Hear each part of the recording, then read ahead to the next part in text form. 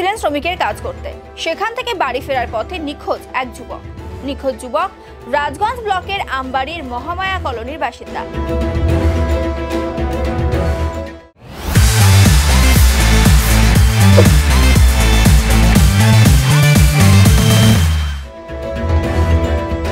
যুবকের নাম পবিত্র মণ্ডল।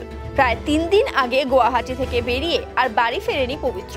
চিন্তায় রয়েছে গোটা পরিবার।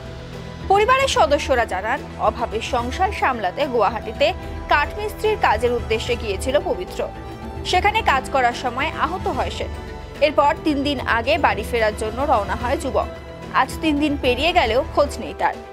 এদিকে আমবাড়ি ফাঁড়িতে নিখোঁজ অভিযোগ দায়ের করার জন্য যাওয়া হলেও অভিযোগ গ্রহণ করা হয়নি বলে অভিযোগ করেন পরিবারের সদস্যরা, যে কারণে যুবকের খোঁজ পেতে প্রশাসনের দৃষ্টি আকর্ষণ করেন পরিবারের সদস্যরা। ওখানে কাজে গেছে, এখনো খবরই নেই। 4-5 দিন।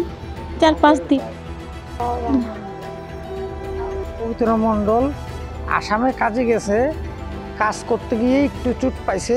ও বাড়ি ঠিকাদারে ওকে বাড়িতে পাঠাইছে, কিন্তু আজকে 3 দিন থেকে নিখোঁজ। ও গাড়িতে উঠছে, ট্রেনে উঠছে না বাসে উঠছে জানি না। আজকে 3-4 দিন থেকে ওকে পাচ্ছি না। এটুকুই আমরা খোঁজ করতেছি। থানায় গেছি, থানায় কোনো কেয়ার করে নাই। থানার থেকে আমাদের একটু অভিযোগ এটুকুই।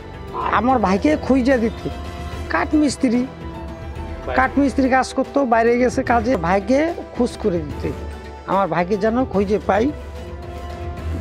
মা কাঁদতেছে, বাবা তো নেই, মা তো কাঁদতেছে। ভাইকে যেন পাই, এটুকুই আমার দুঃখ, এটুকুই আমার রিকোয়েস্ট।